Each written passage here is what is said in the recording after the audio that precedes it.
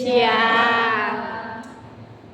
Pertama-tama saya ucapkan terima kasih kepada dosen pengampu kami, Ibu Sri Purwati, dan perkenalkan sebelumnya nama saya Rika Pemiluri dan sebagai moderator pada diskusi dan presentasi pada hari ini, dan ini adalah rekan-rekan kami sebagai presenter. Perkenalkan, nama saya Rika Purwati Dan saya Mulia Sari. Pada hari ini kami akan membahas presentasi tentang PSAK 30 tentang akuntansi leasing. Kepada pemateri kami persilakan.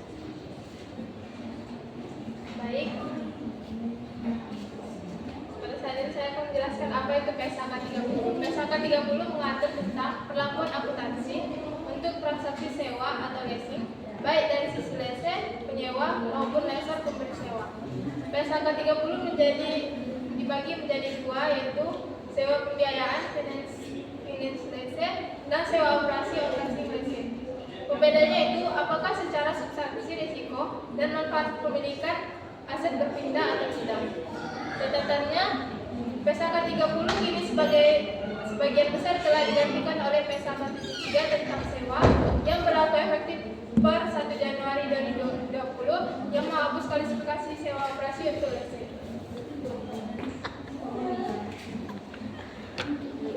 Sewa pembiayaan yaitu mengalihkan secara situasional seluruh risiko dan manfaat kepemilikan aset ke leasing. Sewa operasi yaitu sewa selain sewa pembiayaan di mana risiko dan manfaat kepemilikan tetap pada lessor. Pengakuannya yaitu pada akuntansi lese penyewa, sewa pembiayaan diakui sebagai aset dan liabilitas kewajiban sebesar nilai wajar aset atau nilai kini dari pembayaran sewa minimum dan aset disusunkan.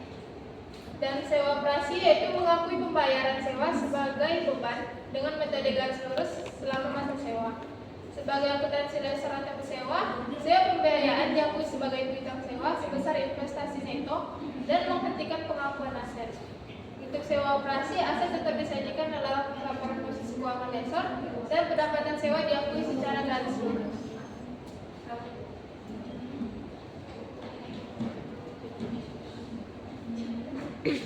Nanti kok soal di mana? Baik, di sini kita akan membahas tentang pengungkapan dari leasing atau sewa. Nah, di sini leasing dan lessor, begitu penyewa ataupun yang memberikan sewa wajib mengungkapkan kebijakan akuntansi, jumlah pembayaran bunganya dan informasi penting lainnya adalah catatan laporan keuangan. Terus di sini dalam pengungkapan laporan keuangannya, perusahaan harus mengungkapkan yang pertama itu adalah nilai tercatat aset sewa, yang kedua rincian pembayaran sewa minimum, yang ketiga jangka waktu sewa, yang keempat kebijakan yang berlaku untuk akuntansi leasing, dan yang kelima itu kewajiban sewa yang belum dibayar atau utang tercatat. Terus nih, untuk contoh dari transaksi akuntansi leasing ini itu ada kasus sewa pembiayaan di mana PTA menyewa mesin selama 5 tahun dengan pembayaran tahunan 20 juta mulai 1 Januari. Nah, pembayaran tahunan 20 juta ini mulai dari 1 Januari. Nilai wajar mesin ini 100 juta dan tingkat bunganya adalah 10%. Maka pada saat tanggal 1 Januari-nya kita akan mencatat mencatat aset hak guna dan kewajiban sewa ini, di mana di debitnya itu aset hak guna mesin senilai 100 juta dan di kreditnya adalah utang sewa atau kewajiban sewa senilai 100 juta.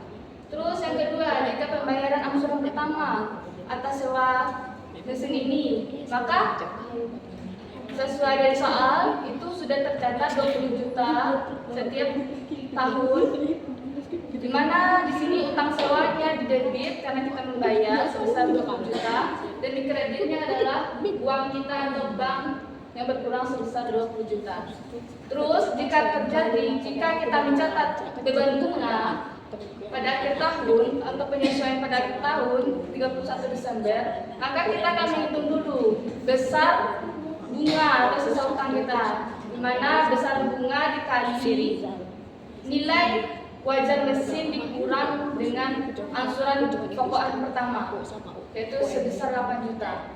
Maka akunnya kita mencatat beban bunga didebit pada utang bunga di kredit sebesar 8 juta. Terus yang keempat, pencatatan penyusutan asetnya untuk akhir tahun juga. Ini penyesuaian juga, di mana kita menggunakan metode garis lurus. Nilai wajar dibagi umur masa ekonomis, nilai mesin 5 tahun. Maka jumlah beban penyusutan per tahunnya yaitu 20 juta. Jurnalnya beban penyusutan mesin beban penyusutan mesin pada akumulasi penyusutan mesin sebesar 20 juta. Baik, di sini bagi untuk selanjutnya saya sarankan kemudian. Baik, setelah menjelaskan materi dari yang pertama tadi, kami akan membuka sesi tanya jawab bagi teman-teman yang ingin bertanya dipersilakan.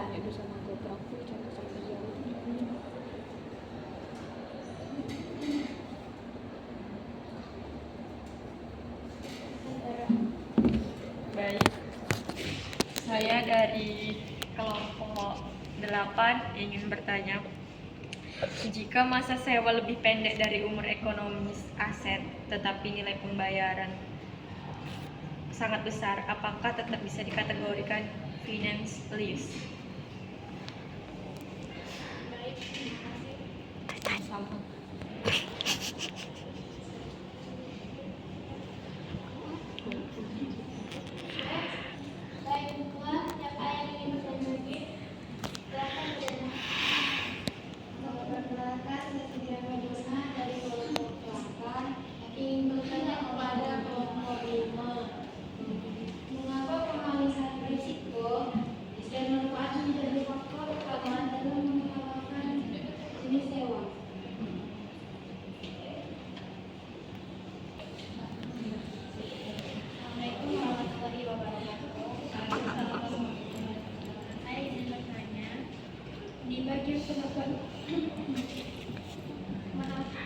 Di bagian pengakuan lese disebutkan bahwa sewa pembiayaan mengakui aset dan liabilitas di neraca.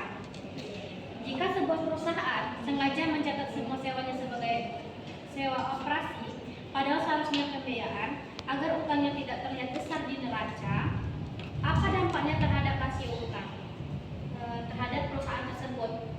Apakah ini bisa dianggap sebagai manipulasi laporan keuangan? Baiklah, terima kasih kepada teman-teman yang telah memberikan pertanyaan kepada teman-teman. Saya akan kembalikan kepada presenter untuk menjawab pertanyaan dari teman-teman.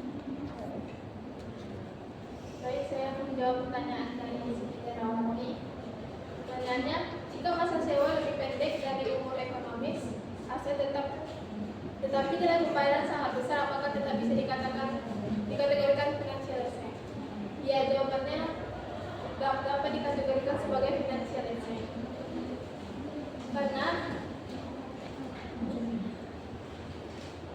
financial asset itu tidak hanya dilihat dari lamanya masa sewa, tetapi dari substansi ekonomi transaksi. Apakah risiko dan manfaat kepemilikan berpindah secara substansi ke penyewa, seperti yang ada di sana. Terima kasih. Baik, untuk jawaban pertanyaan selanjutnya itu dari Mbak Dona. Mengapa ada risiko dan manfaat menjadi faktor utama dalam menentukan jenis sewa? Nah, jawabannya sangat penting sekali karena dalam pertanyaan risiko dan manfaat ini sangat memberikan hubungan timbal balik antara lesor dan resiko. Yang dimana ini akan menjadi jika seandainya faktor risiko dan manfaat ini tidak diperhatikan, bisa memberikan bagi lesor atau penyewa atau yang memberikan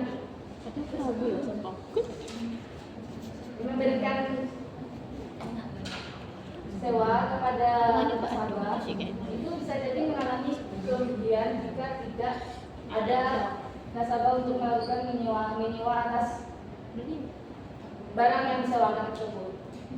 Nah, hal ini akan memberikan dampak yang risiko yang sangat besar bagi lesor. Jika risiko tidak dialihkan, maka pemilik asli ini atau lesor ini harus menanggung risiko apakah aset tersebut masih bisa dipergunakan kembali atau tidak.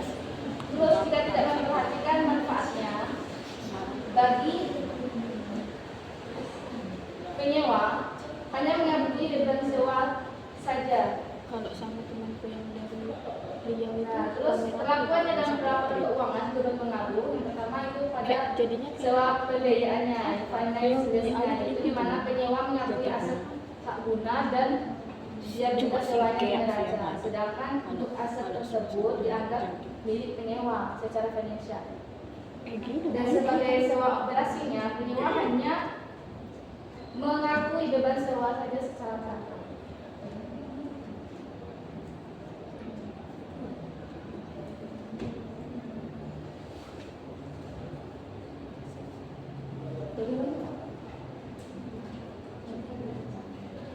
Nah, untuk pertanyaan selanjutnya, itu pertanyaan dari tadi.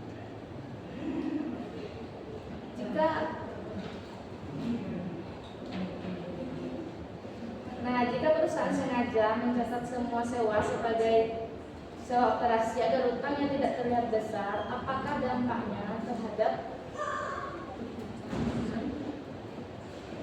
debt of equity ratio-nya? Maka di sini apakah termasuk manipulasi? Nah, jawabannya ya, karena bisa dikategorikan sebagai manipulasi laporan keuangan. Karena di sini dalam penyusunan laporan keuangannya tidak sesuai dengan standar, itu SHK 30. Terus yang kedua juga dapat menyesatkan pengguna laporan keuangan, misalnya itu pihak manajer maupun pihak eksternalnya. Terus yang ketiga bisa mempengaruhi keputusan investor atau kreditor. Terus yang dalam audit ini bisa dianggap sebagai salah saji material, di mana di sini bahkan bisa masuk kategori fraud atau kecurangan yang sengaja. Terima kasih. Saya kembalikan kepada moderator.